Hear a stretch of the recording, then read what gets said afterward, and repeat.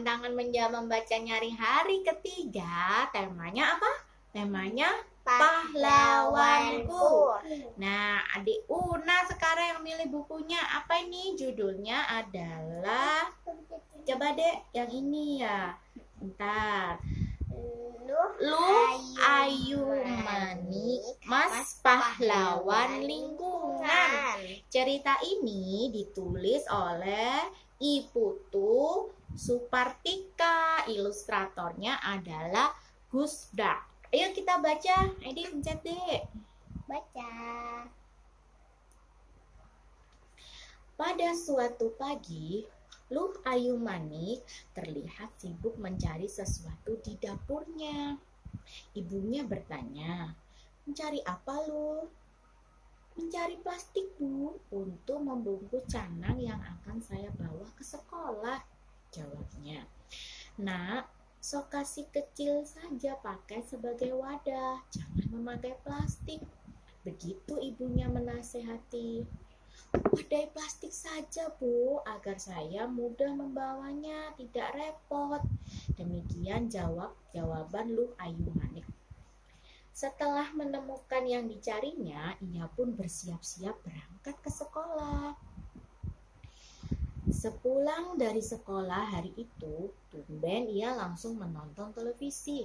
Tak biasanya ia menonton televisi selepas sekolah. Ia mendapati siaran yang tidak bagus. Ia lalu mengambil remote dan mencari-cari acara yang bagus. 3 kali menekan remote, tiba-tiba ia melihat iklan di salah satu stasiun televisi. Isi iklan tersebut adalah agar warga Bali mengurangi penggunaan tas plastik. Apalagi sekarang sudah ada peraturan yang mengatur hal tersebut. Ia memastikan televisi seusai iklan itu. Lalu ia berganti pakaian dan makan. Sambil makan, ia memikirkan alasan harus mengurangi penggunaan plastik. Meski menurutnya plastik itu banyak gunanya, misalnya untuk membawa wadah barang-barang ketika bekerja dan sebagai tempat canang ke sekolah saat purnama.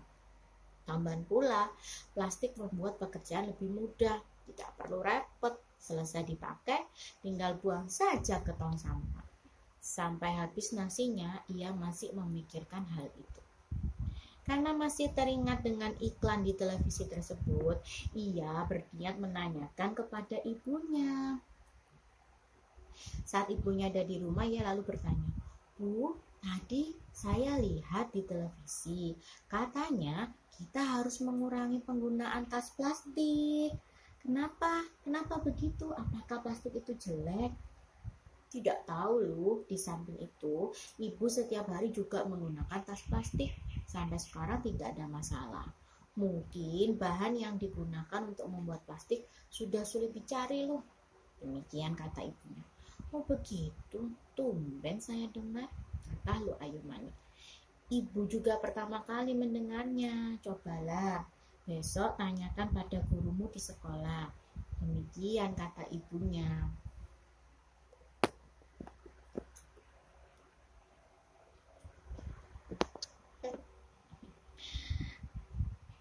"Iya, Bu, besok saya akan menanyakan kepada guru saya," jawab Luh Ayu Manik. Esoknya, sesampainya di sekolah, Luh Ayu Manik langsung menuju ruang kelas. Saat itulah ia berpasangan dengan gurunya, Pak Budiadiana. "Om Swastiastu, Pak." Luh Ayu Manik lebih dulu memberi salam. "Om Swastiastu, Lu. Kenapa, Lu?" Pak Budi membalas salam sambil bertanya, "Pak, saya hendak bertanya tentang plastik. Kemarin saya lihat di televisi ada pesan iklan agar kita mengurangi penggunaan plastik. Kenapa begitu, Pak?" "Oh begini, Lu. Sekarang pemerintah mengimbau agar kita mengurangi penggunaan plastik atau tas kresek. Karena plastik dibuang sembarangan bisa menyebabkan lingkungan menjadi kotor, ikan di laut juga diracuni, dan plastik itu sulit terurai, tidak seperti daun pepohonan yang cepat terurai." Demikian Pak Budi menjelaskan. "Saya di rumah biasa membakar plastik, Pak, dan hancur. Kenapa Bapak mengatakan tidak bisa hancur?" Luh Ayu Manik berkata lagi. "Lu, Jika plastik itu dibakar, akan semakin buruk akibatnya. Sering menghirup asap plastik yang terbakar bisa membahayakan kesehatan kita. Pak Budi menjelaskan lagi. Begitu Pak, aduh bahaya sekali sebenarnya plastik itu Pak, saya baru tahu. Lu Ayu Manik merasa mendapatkan pelajaran baru dari Pak Budi. Iya Lu, itulah sebabnya mulai sekarang kita patut mengurangi pemakaian plastik atau tas yang terbuat dari plastik. Pak Budi menambahkan. Apa yang dikatakan, apa yang digunakan untuk mengganti plastik Pak? Ini lihat nih, bawa apa nih? Lu Ayu Manik bertanya lagi. Banyak lu, jika berbelanja ke pasar, bawalah tas kain. Jika ke pura, wadah canang dengan sokasi ini, dek, sokasinya dek. Begitu pula ketika akan memohon air suci, jangan menggunakan plastik, bawalah wadah dari rumah. Pak Budi menyarankan mengganti plastik kepada Lu Ayu Manik. Jika begitu, berarti dari dulu saya salah karena selalu menggunakan plastik. Mulai saat ini, saya akan mengurangi plastik. Saya juga akan menyampaikan hal ini kepada orang tua dan teman-teman saya. Lu Ayu Manik melanjutkan. Iya Lu, semoga alam ini tidak terlanjur tercemar karena plastik. Pak Budi menambahkan. Iya Pak, terima kasih telah memberikan saya nasihat. Iya Lu, terima kasih kembali. Ceritakan murid-murid mendapat libur karena hari suci Nyepi. Lu Ayu Manik dan teman-teman senang karena libur. Apalagi nanti bisa menonton pawai ogoh-ogoh saat pangrupukan. Pagi itu, Lu Ayu Manik disuruh ibunya berbelanja ke pasar membeli bahan banten untuk membuat caru. Banten kurban dalam upacara Hindu Bali di rumahnya. Pasar itu tidak jauh, hanya terletak di samping Banjar dekat rumahnya. Akan tetapi, agar ada teman mengobrol di jalan, ia mencari Putu Nila untuk diajaknya bersama-sama ke pasar. Lu Ayu Manik tak lupa membawa tas kain untuk berbelanja. Ia ingat pesan Pak Budi bahwa plastik bisa menyebabkan alam tercemar.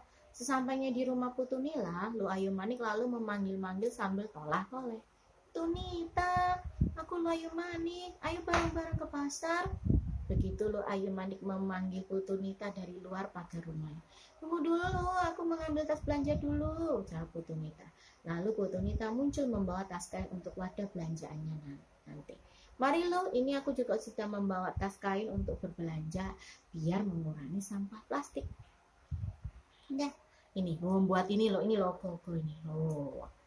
Saat Lu Ayu Manik dan Putu Nina sedang berjalan menuju pasar, mereka berhenti sebentar di Balai Angklung. Di sana, Lu Ayu Manik dan Putu Nita menyaksikan beberapa orang dari kelompok pemuda membuang banyak sampah plastik ke sungai.